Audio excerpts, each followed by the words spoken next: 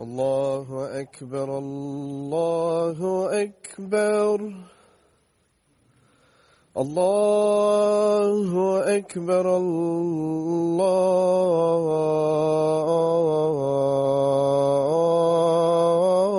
الله أكبر أشهد أن لا إله إلا الله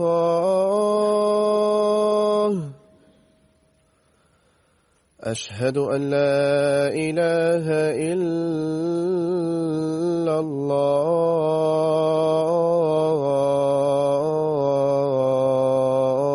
الله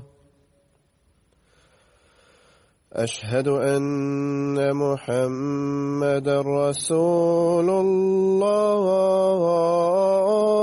الله أشهد أن محمدًا رسول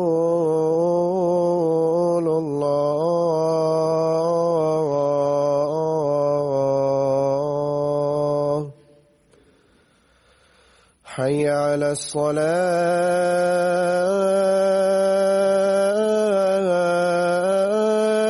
الصلاة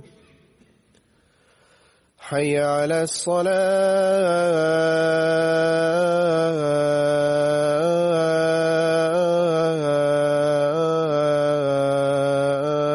الصلاة حي على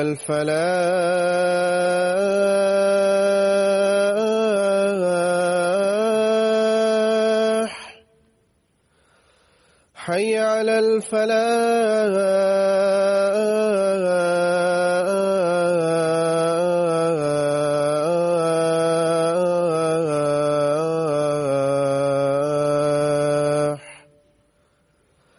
الله أكبر الله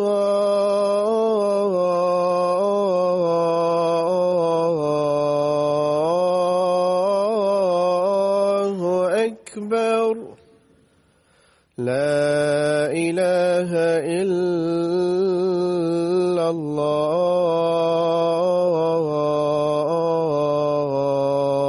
الله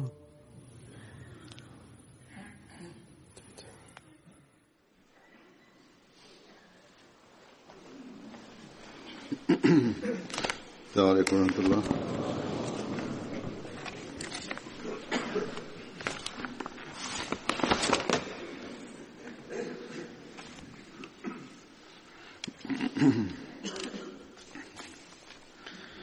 أشهد أن لا إله إلا الله وحده لا شريك له وأشهد أن محمدًا عبده ورسوله أما بعد فأعوذ بالله من الشيطان الرجيم بسم الله الرحمن الرحيم الحمد لله رب العالمين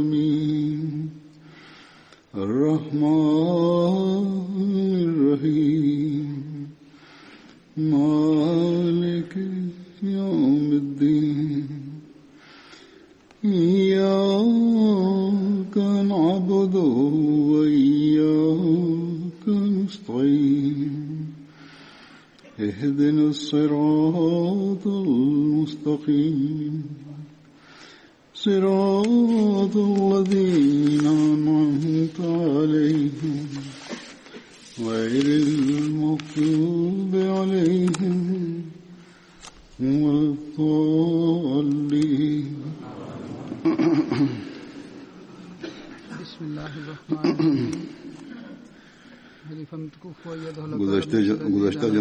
Ijumaa iliyopita katika hutuba ya Ijumaa nilitangaza mwaka mpya wa Tahrika Jadid, lakini kabla ya Ijumaa hii nilienda kutembelea nchi ya Marekani na Guatemala na sikuweza kueleza habari ya safari yangu. Leo mimi nitaeleza habari ya safari yangu kwa fadhila za Mwenyezi Mungu. nikitembelea nchi yoyote faida kubwa sana inapatikana. Jumuiya inapata faida moja kwa moja, na vile vile wasikuwa wanajumuiya wao pia wanafaidika. Na mimi ninapotembelea, mimi mwenyewe nachunguza hali ya jumuiya ikoje.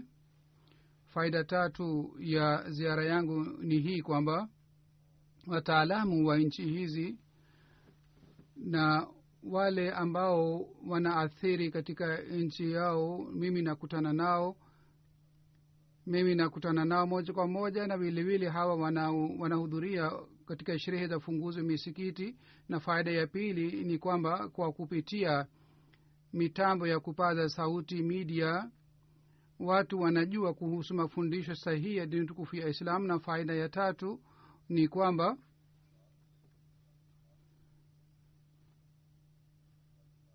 mimi mwenyewe nakutana na wanajumuiya ana kwa ana, na kwa sababu ya kukutana nao imani ya hawa wanajumuiya inaimarika, na vile vile udugu na upendo unaimarika zaidi.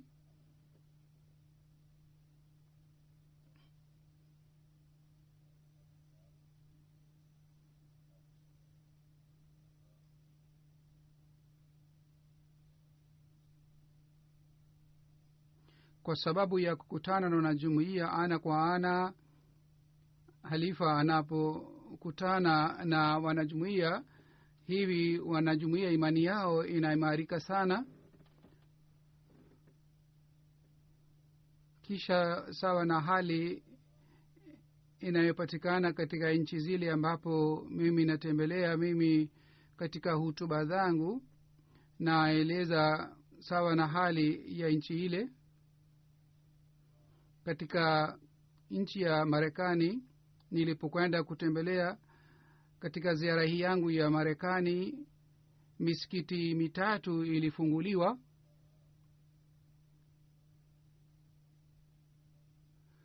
Mwenyezi Mungu ajalie misikiti hii ijae na waswaliaji,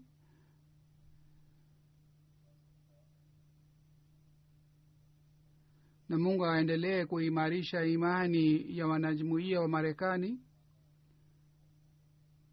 Watoto, kina mama, kina baba na wazee, sehemu yoyote nikienda, Philadelphia, Washington au Houston, nilienda sehemu hizi zote, wanajumuiya wa pale wao walitumia muda wao mwingi katika msikiti.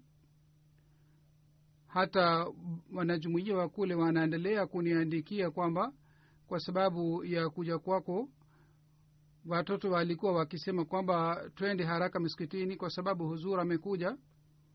Na huzur anasema hii inaonyesha mahusiano yao na uhalifa. Kisha huzur anasema hawa walipokuwa wakija msikitini sehemu kubwa au muda wao mwingi walikuwa wakitumia msikitini. Huzur anasema kwamba katika nchi ya Marekani wanajumuiya waliohamia katika nchi mbalimbali, idadi yao pia ni kubwa sana. Hawa wanajumuiya walipata usumbufu sana katika Malaysia, Thailand na katika nchi zingine.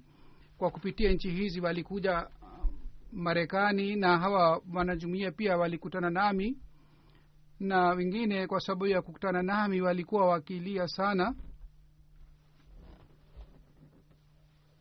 Mwenyezi Mungu ajalie kwamba ikiwa hawa wanajumuiya pande moja wapate raha na starehe, pamoja na hii waendelee kuzingatia kitu hiki kwamba wanalazimika kutanguliza dini yao juu ya mambo yote ya dunia, na wao hawatakiwi waangukie dunia au mapambo ya dunia.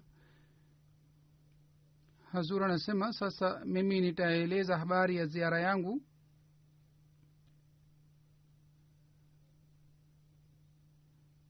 Kwa kawaida wanasiasa wa Marekani na wataalamu wa kule na watu wa kawaida pia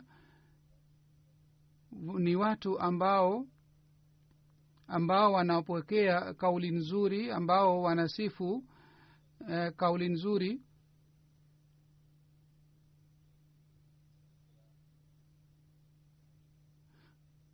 bahati mbaya ni kwamba hawa watu hawakupata mafundisho sahihi ya dini tukufu ya Islam, lakini wale watu ambao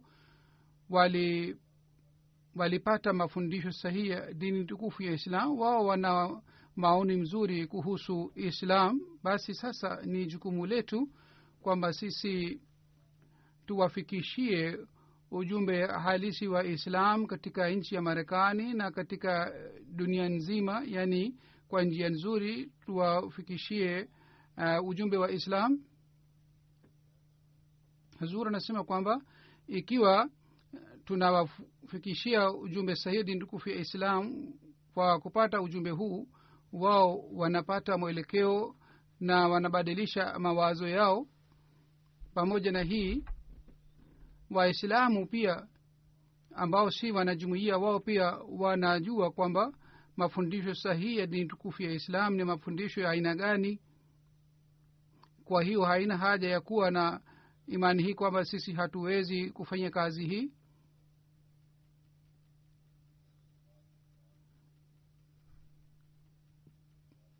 Kule Marekani,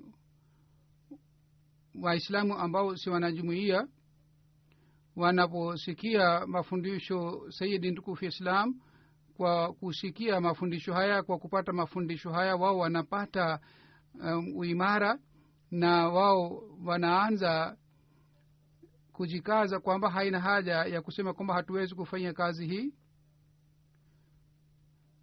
Hazur anasema Islam ni dini pekee ambayo inaweza kuleta upendo na umoja duniani kote, na vile vile kwa kupitia mafundisho haya ya dini tukufu ya Islam watu wanaweza kuondoa matatizo ya kinyumbani, ya kifamilia.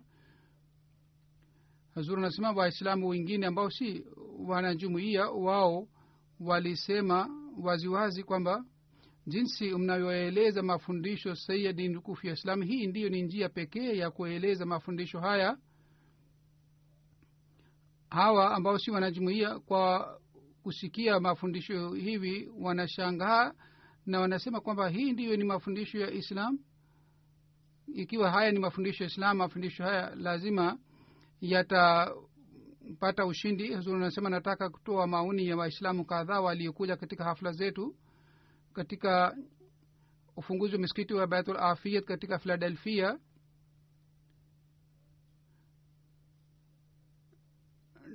Bana Droid ambaye ni member of Congress, US Congress, yeye alikuja katika ufunguzi wa msikiti. Yeye alisema katika maneno mazuri, alisifu Islam na alisema kwamba mimi nakukaribisha, na akasema mji huu ni mji wa udugu. Akasema kutoka kwa uongozi wa Philadelphia, nataka kuambia Waislamu kwamba sisi tunapokea ujumbe wenu wa amani na usalama. Anasema kutoka kwa wenyeji wa Marekani, uadui umepatikana katika siku hizi hivi karibuni.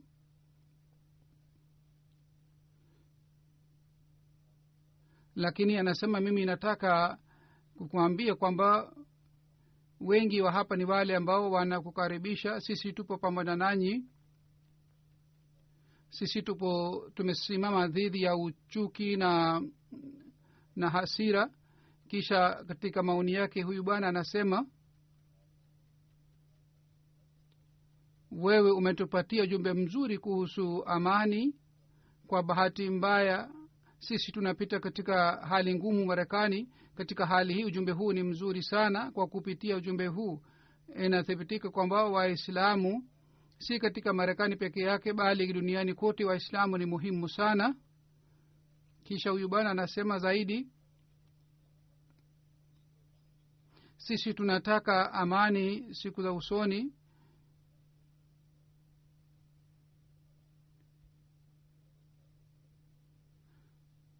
Hazur anasema kuhusu Philadelphia, hii ni mashuhuri kwamba kule kila moja alipewa uhuru wa dini,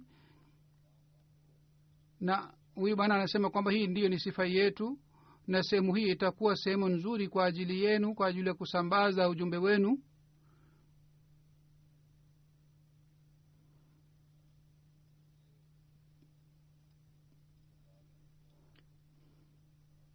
Hazur anasema meya wa kule pia alikuja kushiriki sherehe ya ufunguzi wa misikiti, na viongozi wengine pia walikuwepo.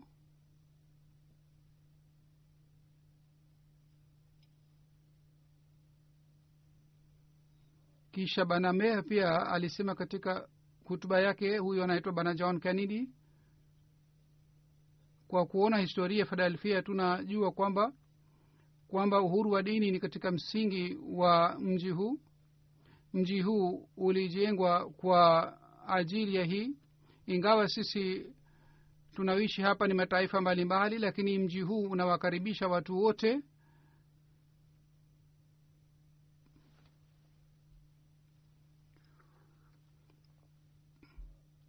Kisha yeye akasema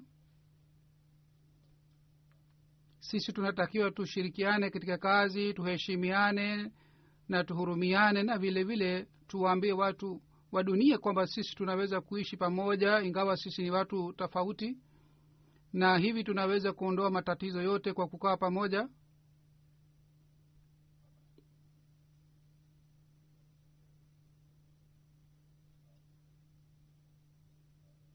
Hazur anasema haya ni mafundisho ya Islam ambayo yanafuatwa na wasikuwa Waislamu, lakini Waislamu wamesahau.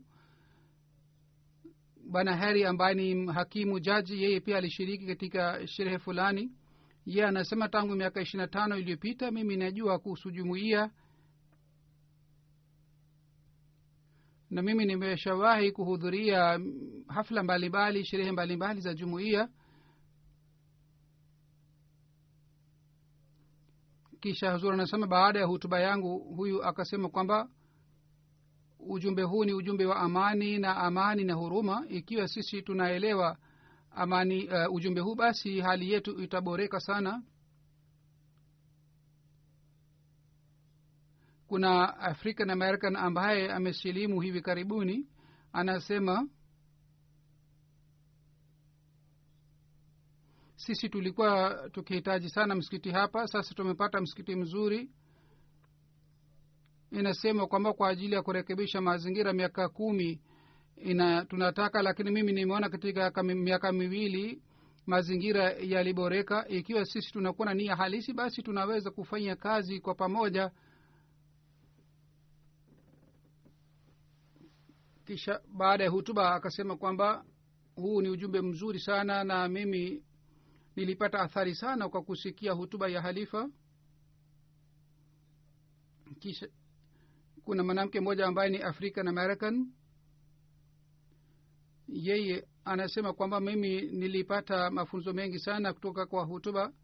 Mimi nategemea nitaendelea kufuata nasaha zilizotolewa katika hutuba. Ikiwa sisi sote tunafuata nasaha hizi, bila shaka sisi tutakuwa tumeshika njia iliyonyoka. Huzuri anasema huyu mama pia alikosima na jumuiya. Kisha kuna mwanamke mwingine aitwaye Hania Sahiba, huyu anasema ujumbe uliotupatia wewe, kwa kupitia ujumbe huu shutuma zote zinazoletwa dhidi ya dini tukufu ya Islam tunaweza kuondoa shutuma hizi zote, na sisi tunafurahi sana kwamba makao makuu ya Islam yamepatikana hapa. Watu wanakuwa na maoni mabaya kuhusu Islam, maoni haya si mazuri, lakini ujumbe wako ni mzuri sana na ujumbe wako ulikuwa na nguvu sana. Kwa hiyo mimi nataka ujumbe wako usambazwe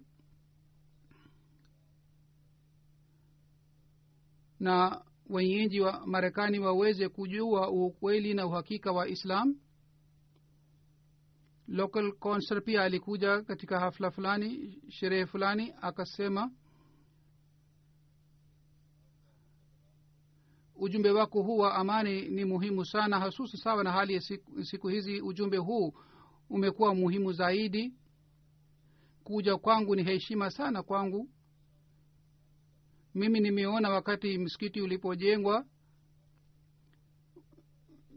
ujenzi wa misikiti ni wenye baraka sana katika eneo hili, na ujumbe uliotupatia kwamba mtasaidiana katika mtawasaidia majirani. Sisi tunataka tusambaze ujumbe huu katika nchi nzima.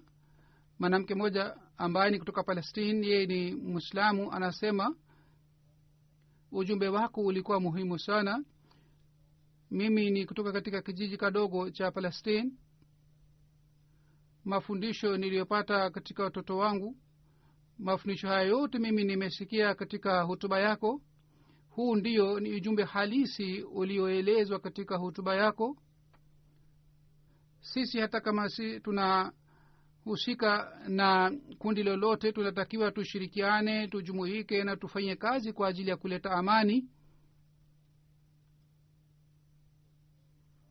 Kisha anasema kwamba wewe ulikuwa kiongozi wa Waislamu wote. Hazur anasema haya ni maoni ya watu wenye tabia nzuri. Inatakiwa Waislamu wengine pia waelewe ujumbe huu, kwa sababu ni jumuiya pekee ambayo inaongoza katika Islam. mwanamke mmoja ambaye ni mwalimu, huyu anasema ujumbe wako, ujumbe wa amani ni ujumbe mzuri sana. Ingawa mimi mwenyewe ni Catholic, lakini mimi naafiki na kauli yako, na mimi naweza kusema kwa yakini kwamba Islam inatoa ujumbe wa amani, Islam inatoa ujumbe wa huruma. Professor ambaye alikuja kwa kuwa mwakilishi wa rais wa nchi, rais wa chuo, anasema kwamba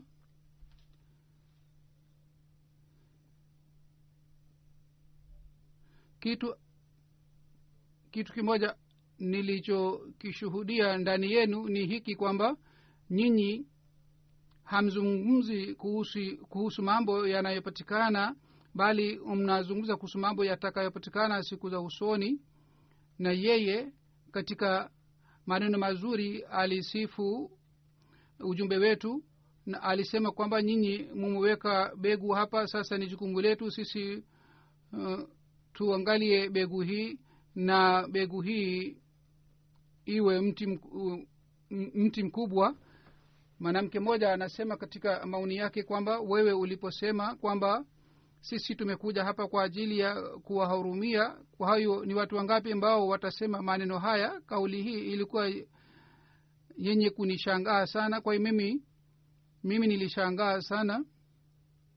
Kwa ajili ya kutoa ujumbe si lazima mtu azungumze kwa sauti ya juu, bali mtu anaweza kutoa ujumbe huu kwa amani na kwa upole.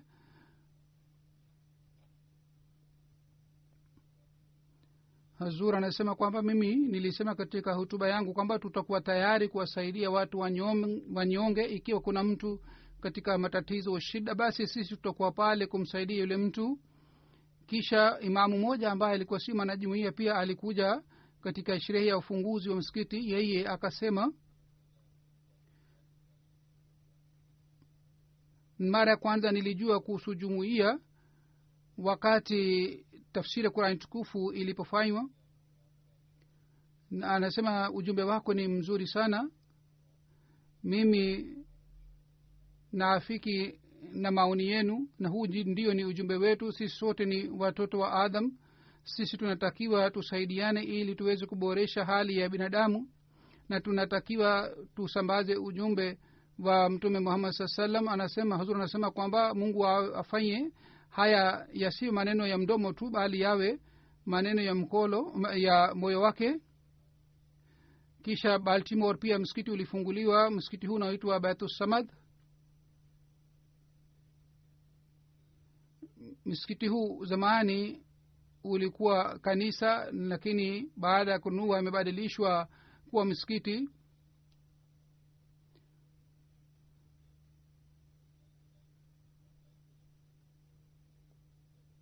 Na church na kanisa hii ilijengwa na jinsi iliyojengwa waislamu au sisi tunaweza kusali kwa sababu hii ilijengwa kwa kuelekea kibla.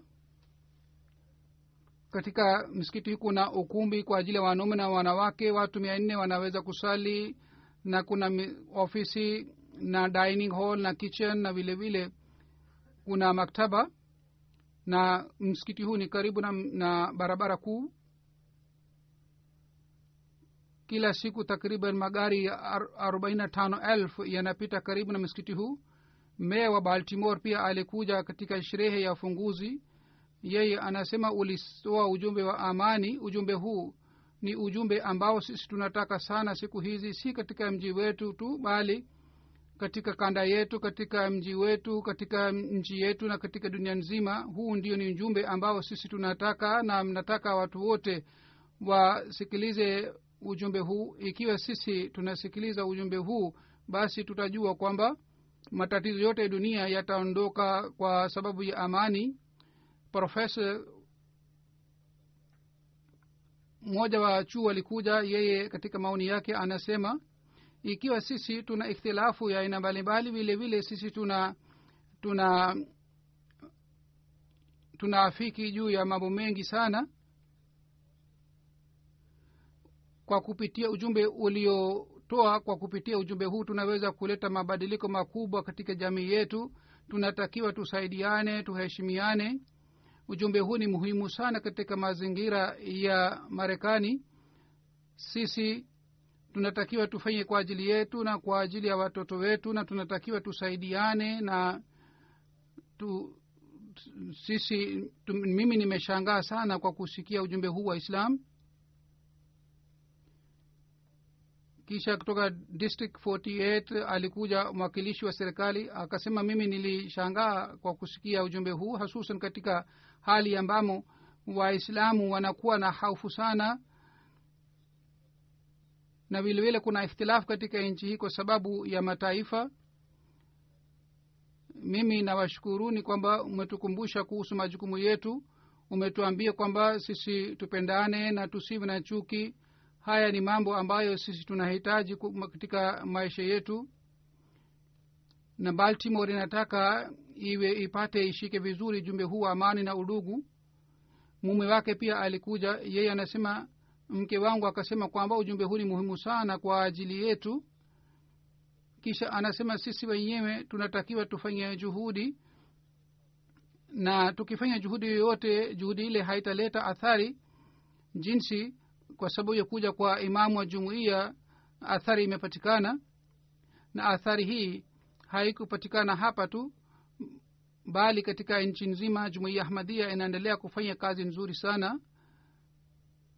Father Joe ambaye ni padri alikuja katika sherehe ya ufunguzi wa msikiti. Anasema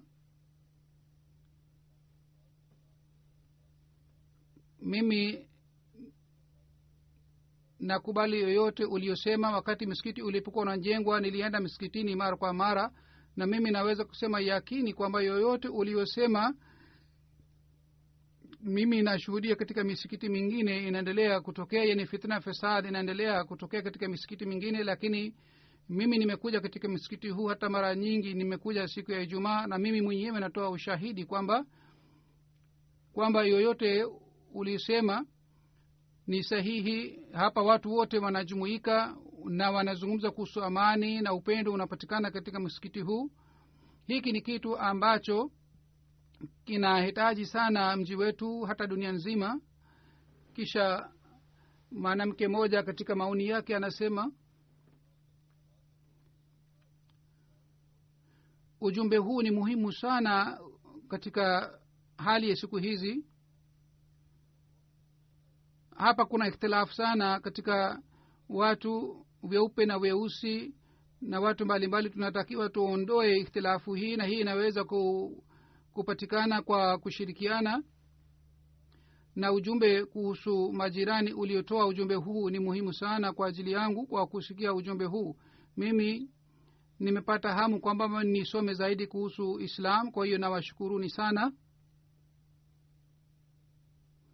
Representative wa state kutoka katika 41 state pia bana Bilal Ali alikuja. Yeye anasema ujumbe uliotoa ujumbe huu ni muhimu sana na watu wote wamesikia ujumbe huu. Ujumbe huu utasaidia sana kwa ajili ya kuleta udugu na amani na ikhtilafu inapatikana kuhusu Islam. Ujumbe huu utaondoa ikhtilafu ile. Na akasema kwamba wewe umetupatia njia nyingi ya kurekebisha hali, hususan katika mazingira ya hapa ambapo kuna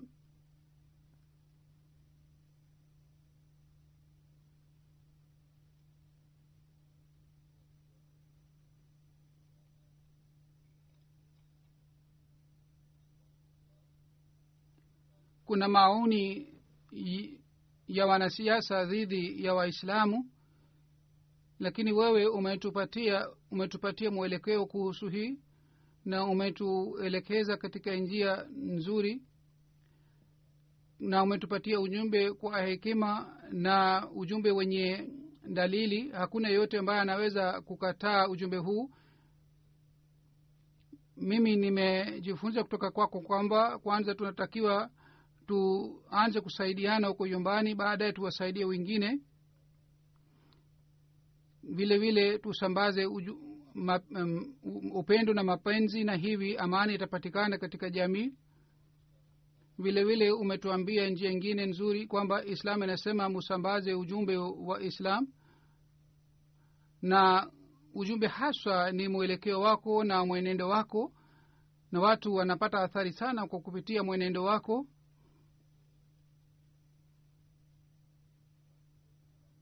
Kisha anasema katika Baltimore kupambana na hali ya hapa, jumuiya imekuja na jumuiya inafanya kazi nzuri sana katika jamii, na kitu hiki ni kitu chenye sifa sana. Hazur anasema Mwenyezi Mungu aendelee kuijalia jumuiya endelee kufanya kuweka mfano mzuri kwa ajili ya wengine. Alikuja mgeni mwingine ambaye ni mwanamke, anasema kwamba ujumbe wenu ni mzuri sana. Wewe ulisisitiza sana kuhusu upendo na udugu. Ujumbe huu ni muhimu sana, na malengo ya misikiti ulioeleza katika hutuba yako, malengo haya ni mazuri sana. Vile vile ulituambia kuhusu haki za majirani. Mambo haya yote ni mapya kwangu, na mara ya kwanza mimi nimejua kuhusu mafundisho haya.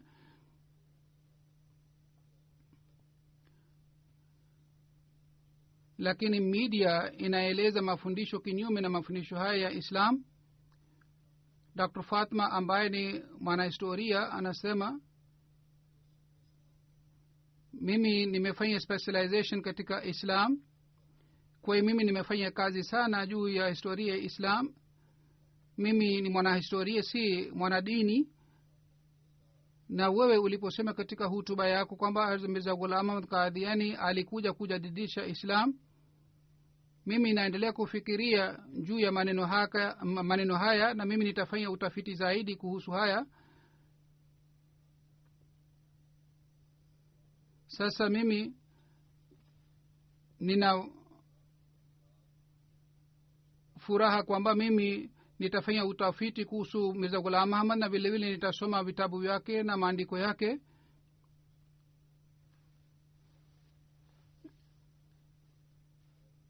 Na umesema kwamba tunatakiwa tuwahurumie watu wote, wao Waislamu na ambao si Waislamu. Mimi nimepata athari sana kutoka kwa ujumbe huu. Na wewe umesema kwamba sisi tushirikiane na tufanye kazi kwa ajili ya heri ya binadamu. Ujumbe huu ni mzuri, ingawa watu wengi wanatuona kwamba sisi ni watu wenye hatari, lakini jinsi ulioeleza mafundisho haya ya Islam ni kitu ambacho ni kizuri sana. Kisha Hazur anasema kwamba kulikuwa ufunguzi wa msikiti wa Virginia, na msikiti huu unaitwa Masjid Masrur. Tarehe 3 ya Novemba msikiti huu ulifunguliwa. Msikiti huu pia zamani ulikuwa kanisa, na milioni 5 ilitumiwa katika ununuzi wake, katika ukarabati wake. $75,000 ilitumiwa.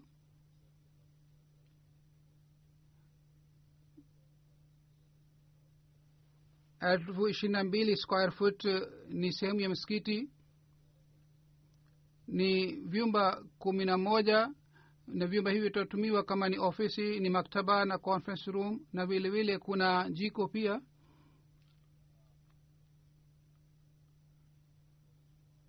Corey Stroud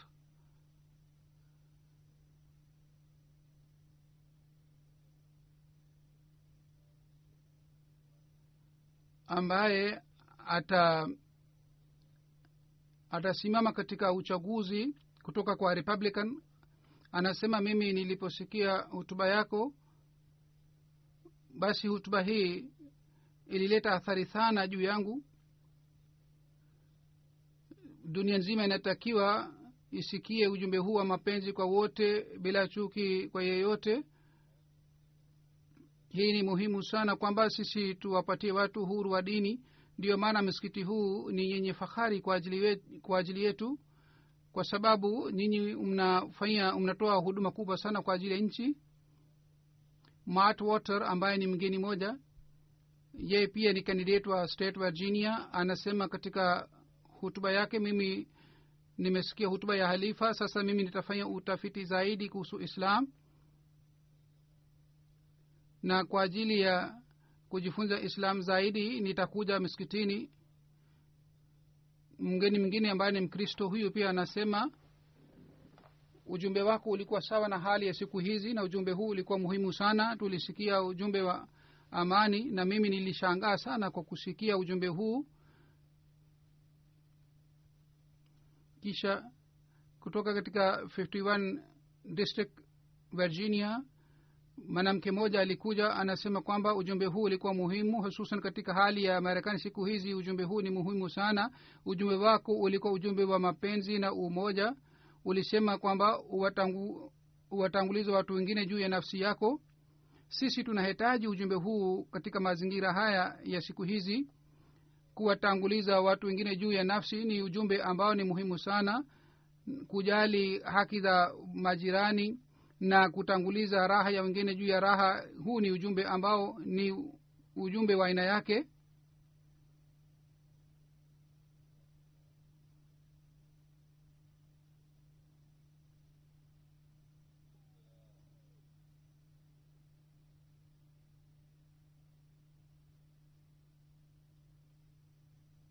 Hivyo ndivyo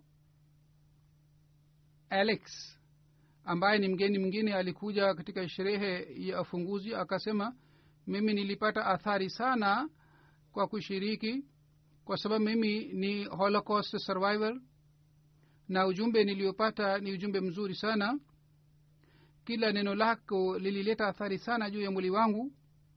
Ujumbe wako ulikuwa muhimu kwa sababu ya hii pia, kwamba sisi tunaweza kupata ushindi kwa kupitia upendo na mapenzi, si kwa kupitia uchuki. Sisi tunatakiwa tuondoe chuki kwa kupitia mapenzi, na mapenzi haya yanatakiwa yapatikane katika watu wote, na mifano yake inapatikana katika jamii yetu.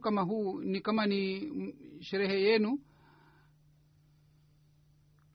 lakini yoyote tunayokuta katika media, hawa ni watu wachache, na media inasambaza habari zao. Badala hii tunatakiwa tusambaze ujumbe wa amani na usalama.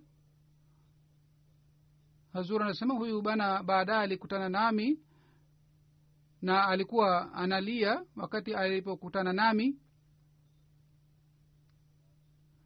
na kwa kulia sana akasema kwamba mimi nilipata athari sana kutoka kwa ujumbe wako. Bi Shanin Sahaba ni coordinator katika New Jersey, anasema, tuliambiwa tena kuhusu mafundisho sahihi ya dini tukufu ya Islam. Mimi mwenyewe pia nadharia hii kwamba kwa sababu ya watu wachache wabaya kulaumu dini nzima ni kitu ambacho si sahihi. Anasema Marekani kila siku matukio ya aina mbalimbali yanatokea, lakini hatuwezi kulaumu dini kwa sababu ya matukio haya. mgeni mwingine ambaye katika police department anafanya kazi tangu miaka 40 iliyopita anasema ujumbe huu ulikuwa ujumbe kwa ajili ya dunia nzima. Ulitupatia nasaha sawa na hali ya siku hizi. Hapa watu 160,000 wanaishi. Hawa ni watu kutoka katika mataifa mbalimbali, na wewe umetuambia kuhusu haki za hawa watu wote.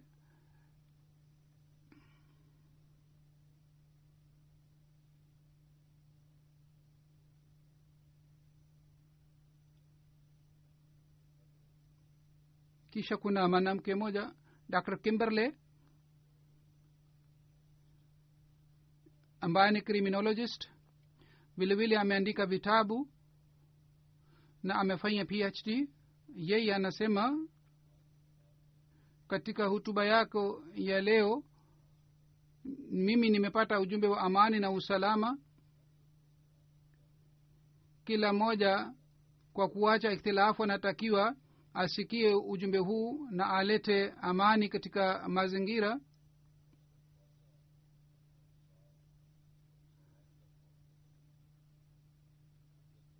Kisha anasema katika maoni yake kwamba yeye alikuwa analia wakati alipokuwa anatoa maoni yake, na kwa kulia alisema katika maoni yake kwamba jinsi dhuluma inayotendea duniani kwa jina la dini, wanaendelea kuleta ugaidi na dhuluma duniani na mambo yao hayahusiki na dini. Kwa hiyo watu wote wanatakiwa wajue kwamba yoyote wanafanya si dini.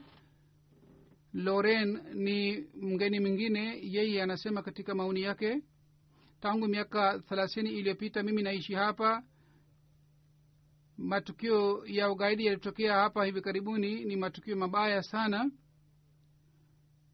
sawa na hali inayopatikana katika nchi yetu. Ujumbe huu wa amani na huruma, ujumbe huu ni muhimu sana. Mimi nina furaha sana kwamba mimi nilialikwa katika sherehe ya ufunguzi.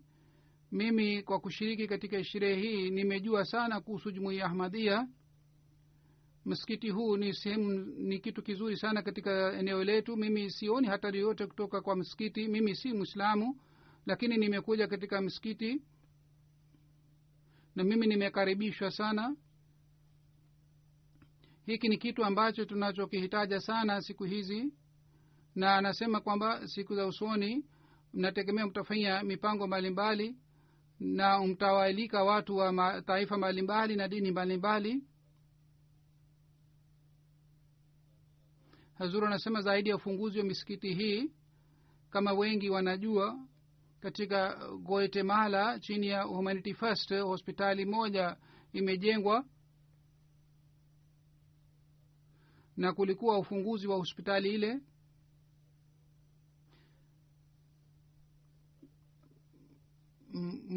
Mbunge wa pale ambaye amewahi kushiriki jalsa salana hapa, yeye alikuja kunikaribisha kule uwanja wa ndege.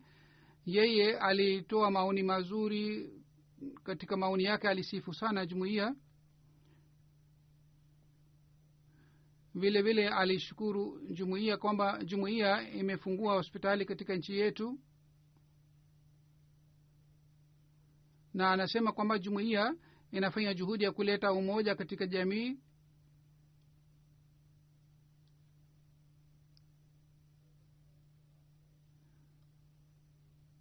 Huyu mbunge ambaye alikuja kunikaribisha na vile vile aliwahi kuja katika jalsa salana ya hapa, jina lake halikuandikwa hapa, lakini yeye amewahi kushiriki jalsa salana ya hapa.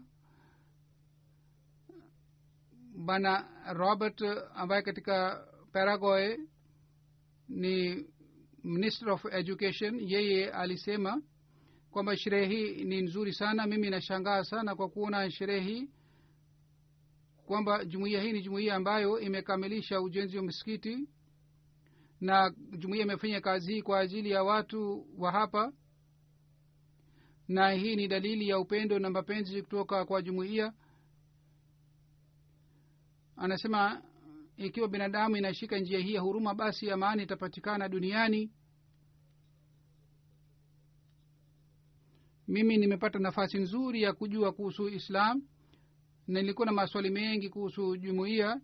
Mimi nimepata majibu ya maswali yangu yote kwa kushiriki sherehe hii. Huyu mgeni Yezuru anasema alikuja kutoka Paraguay, alikuja katika sherehe ya funguzi. Vice Minister wa Guatemala, alikuwa doctor wa Guatemala. Diana, huyu bibi anasema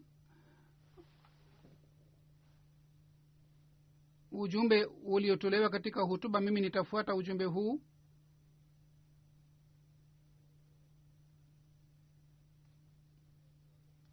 Anasema namshukuru Allah subhanahu wa ta'ala kwamba dini inatufundisha kwamba tuwasaidie wanyonge na maskini, na hii ndiyo ilikuwa nasaha katika hutuba ya halifa.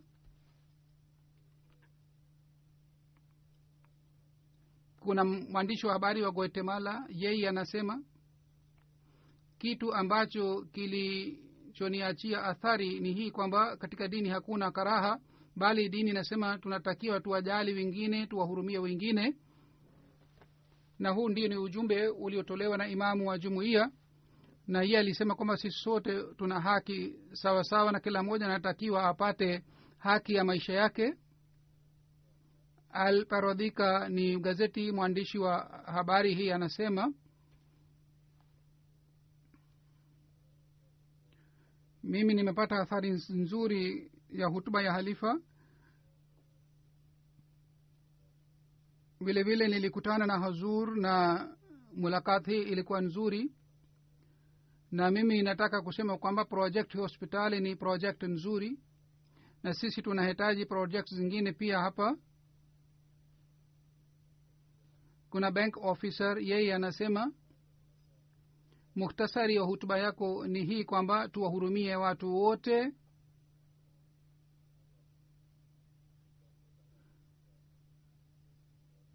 na hospitali ya hapa ni dalili ya kauli yako hii. Kisha bank manager moja pia alikuja, yeye anasema ujumbe ulikuwa muhimu sana na ulikuwa rahisi kuelewa. Ujumbe huu umetolewa kutoka kwa Waislamu kwamba tunatakiwa tuwahurumie watu wote, na mimi nimeatharika sana kwa kusikia filosofia ya jumuiya na mafundisho ya jumuiya. Sasa mimi nitafanya utafiti zaidi kuhusu jumuiya.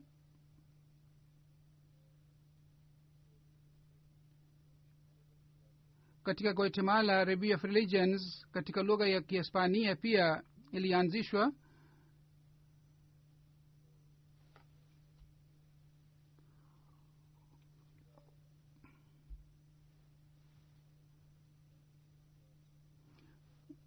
Central America, Latin America na katika nchi ya Marekani takriban milioni 400 ni watu ambao wanaongea lugha ya Kihispania.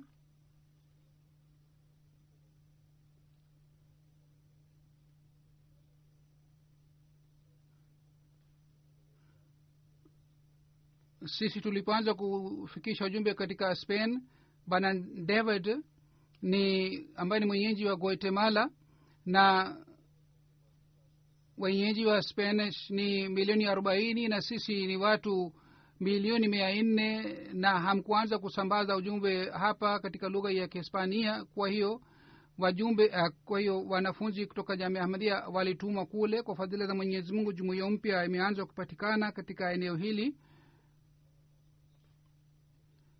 Kwa hiyo katika lugha ya Kihispania Review of Religions pia ilianzishwa. Hazur anasema kwamba haya yalikuwa maoni ya watu ambao si wanajumuiya. Katika Guatemala wanajumuiya wa nchi za jirani pia walikuja katika ufunguzi wa hospitali na walikuja kukutana nami.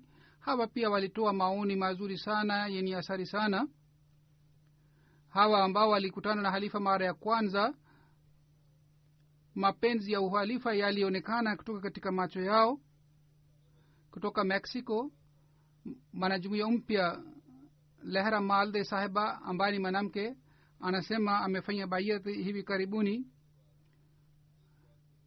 Anasema kwamba kitu kimoja kimeimarika sana moyoni mwangu, kwamba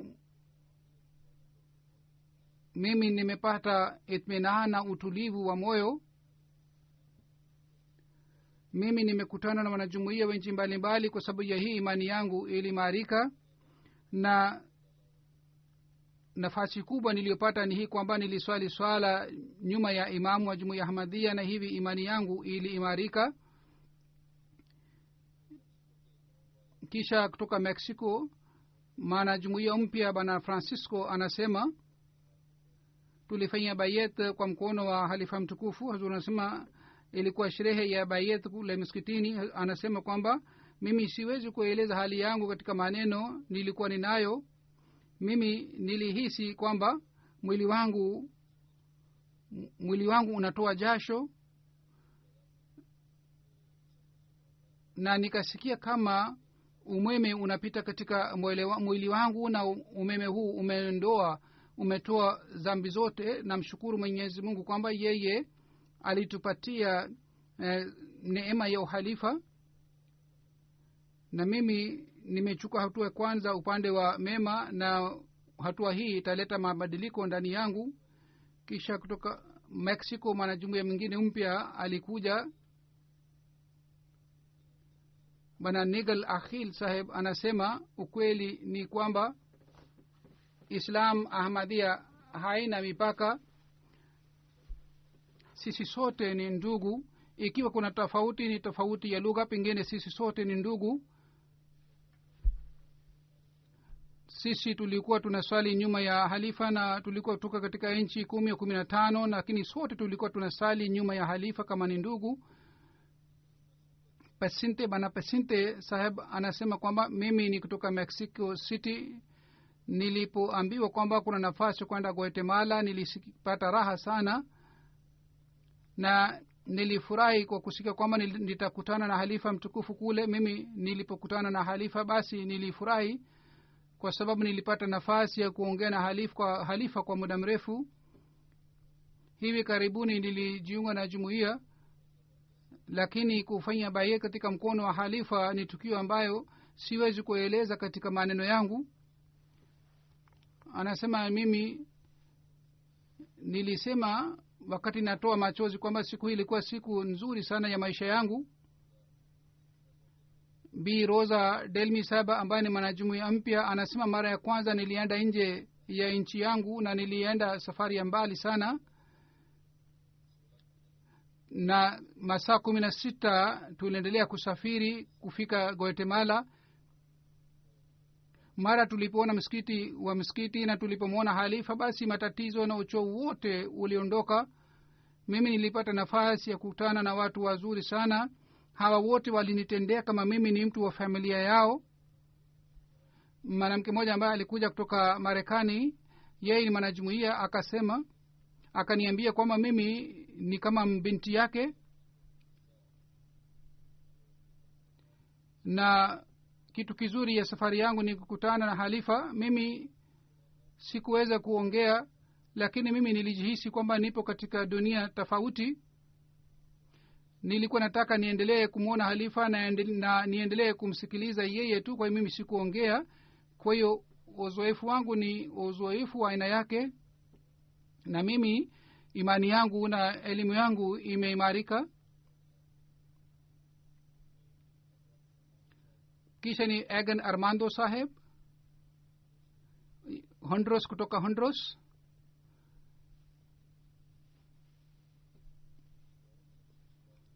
Anasema mimi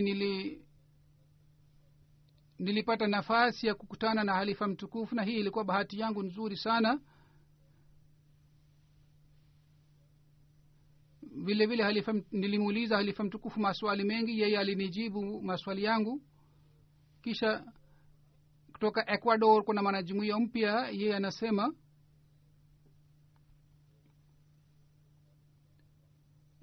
mimi nilipata hazina kubwa sana kukutana na halifa, na athari kubwa ilipatikana moyoni mwangu. na nilisikia raha sana wakati wa bayet. halifa mtukufu alipoweka mkono wake juu ya mkono wangu, wakati ule mimi nilijihisi kwamba hii ni bahati ambayo sikuweza kupata katika maisha yangu. Kutoka Ecuador, mwanamke mmoja ambaye mwaka moja iliyopita amejiunga na jumuiya anasema, safari hii kwa ajili yangu na kwa ajili ya mtoto ni safari ya aina yake. Nilipokutana na halifa mara ya kwanza,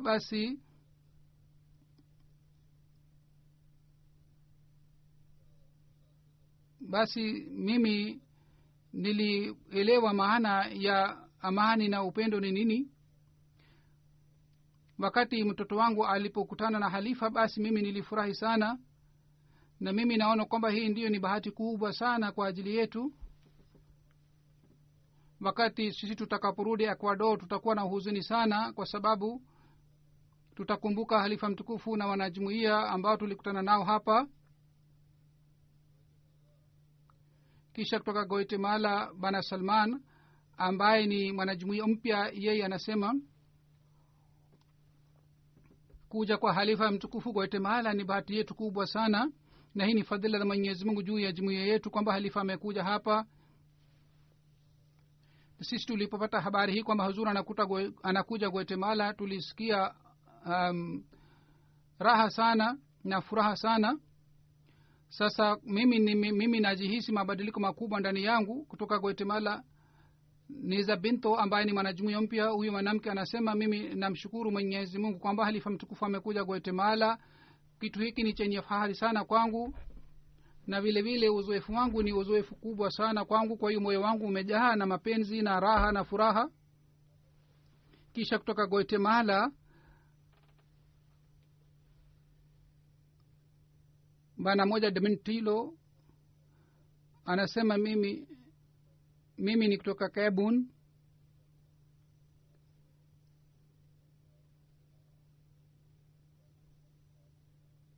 na kwa sababu kuja kwa halifa mtukufu niliona imani yangu imeimarika sana. Mimi nina furaha kubwa sana. Mimi nilipata nafasi ya kukaa na halifa mtukufu.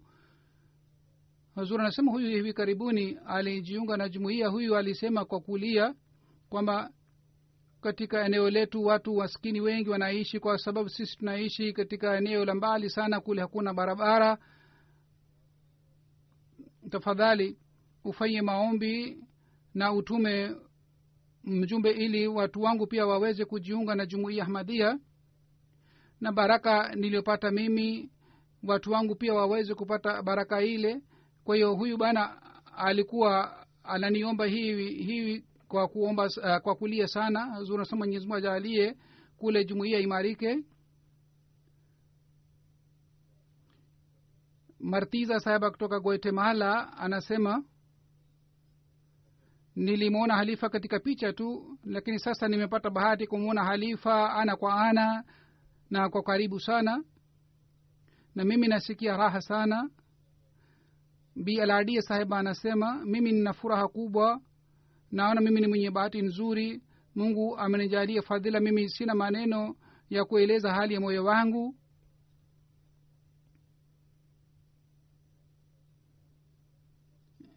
Yeye amesema nifanye dua ili imani yake imarike. Bi Khadija sahaba kutoka Mexico alikuja anasema, mimi namshukuru Allah kwamba nimepata nafasi ya kukutana na halifa na tumepata majibu ya maswali yetu. Mimi nimependa Islam kwa sababu ya kufanya bayat. Imani yangu imepata uimara sana, na mimi nafanya dua kwamba imani ya wanajumuiya imarike sana. Mwanamke mwingine anasema kwamba kumbukumbu hii ni nzuri sana na uzoefu huu ni uzoefu mzuri sana, na mimi nilikuwa nalia sana kwa sababu hali ya moyo wangu. Mimi nitapata nafasi kubadilisha maisha yangu baada ya kukutana na halifa mtukufu. Suraya Goma sahiba anasema,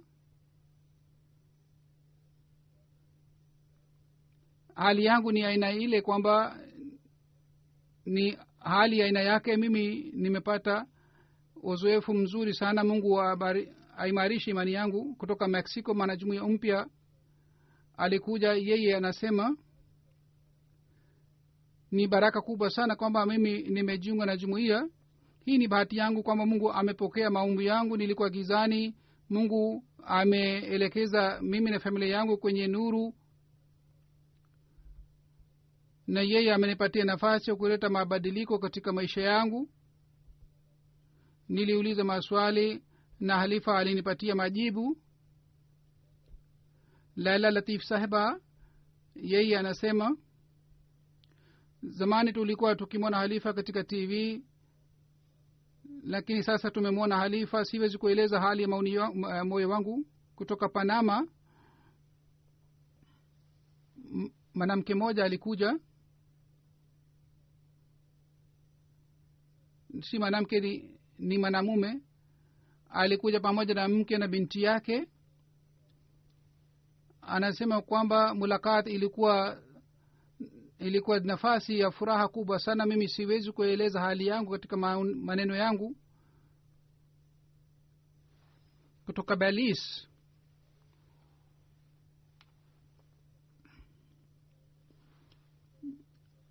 Golda Martina sahiba anasema,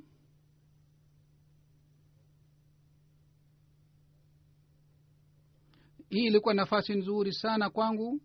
Mimi nilianza kulia na mimi nitaendelea kukumbuka safari yangu hii. Nicholas anasema,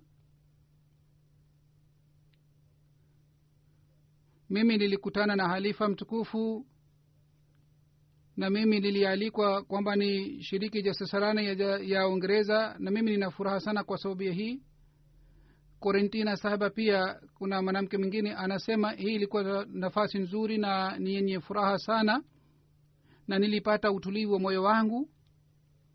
Binti moja anasema, umri wake ni miaka 13 14, nilikuwa naogopa kwamba isije nikasema maneno ya halifa atanikasirikia, lakini mimi naona kwamba mulakati hii ilikuwa nzuri sana. Huzuri anasema hawa mabinti walisoma shairi hadaste kibla numa.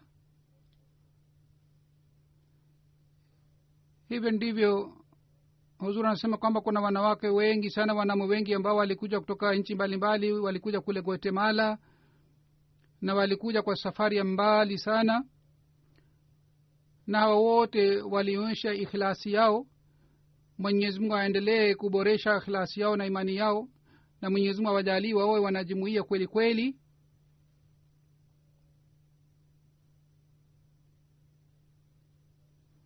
Kutoka media team USA pia imefanya kazi nzuri sana. Media team imejenga mahusiano mazuri na watu.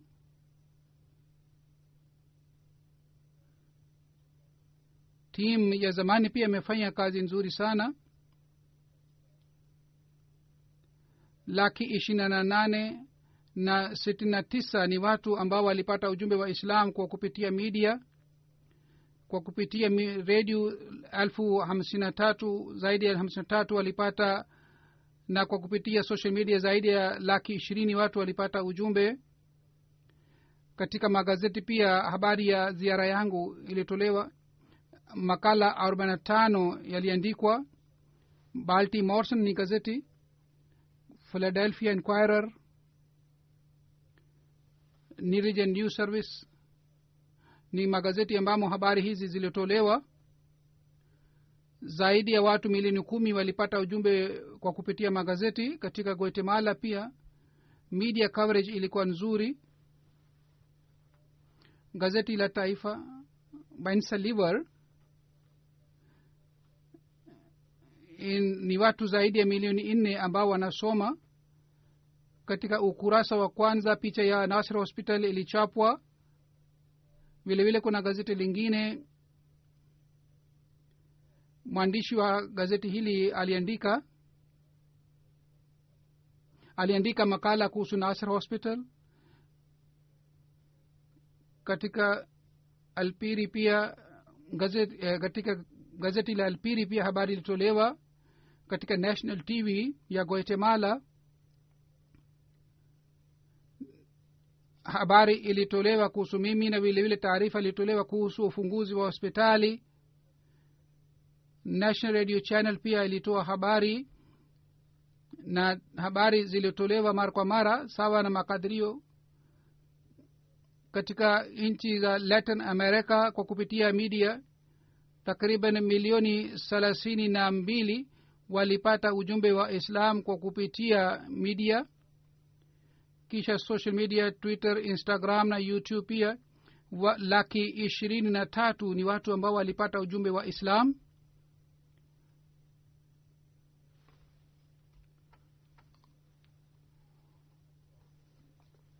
Kwa fadhila za Mwenyezi Mungu, ziara yangu hii ilikuwa yenye baraka sana kwa njia zote. Mwenyezi Mungu aendelee kuleta baraka siku za usoni. Pia Hazur anasema baada ya swala nitaswalisha jeneza moja ghaibu. Bana Sawadogo Ismail Saheb kutoka Burkina Faso tarehe 14 November alitoka kwa ajili ya swala alfajiri. Njiani akapata mshtuko wa moyo, alipelekwa hospitalini lakini akafariki. Inna lillahi wa inna ilaihi rajiun.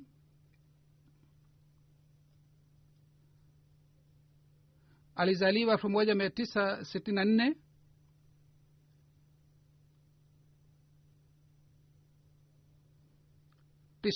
Alijiunga na jumuiya.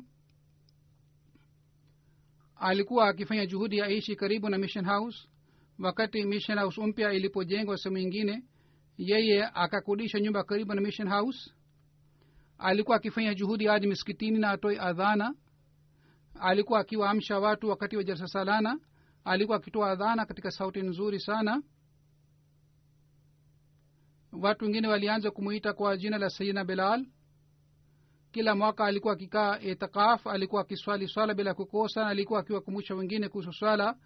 Kabla ya swala ya alfajiri alikuwa akija na alikuwa akiwaamsha watoto wanaolala kwenye hostel, na alikuwa akizingatia sana usafi wa misikiti. Wakati mashambulio yalipofanywa katika msikiti wa Lahore na aliposikia kwamba wanajumuiya wameuawa, alilia sana na aliendelea kueleza hamu yake kwamba lao wangekuwa pamoja na wale waliouawa, na alikuwa akishiriki katika kazi ya jumuiya. 2004 Hazur anasema nilipoenda ziara ya Burkina Faso, yeye alikuwa akijitolea sana.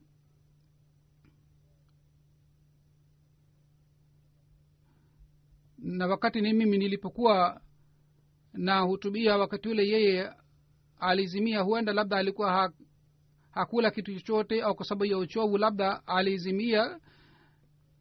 Kwa yeye alikuwa akiniandikisha barua, alikuwa akiniandikia barua mara kwa mara. Alikuwa mpenzi wa uhalifa na jumuiya. Alikuwa mlinzi katika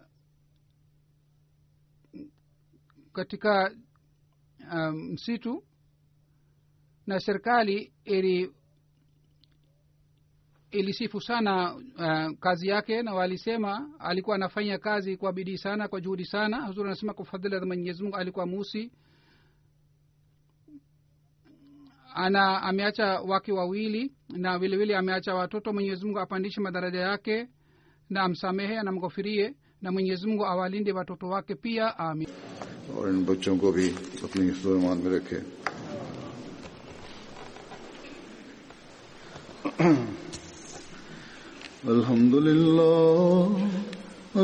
अल्हम्दुलिल्लाह नहमदुहु व नस्तईनुहु व नस्तगफिरुहु व नु'मिनु बिही व नतवक्कलु अलैहि व नऊज़ु बिल्लाहि मिन शुरूरि अनफुसिना ومن سيئات أعمالنا من يهده الله فلا مضل له ومن يضلل فلا هادي له ونشهد أن لا إله إلا الله ونشهد أن محمدا عبده ورسوله.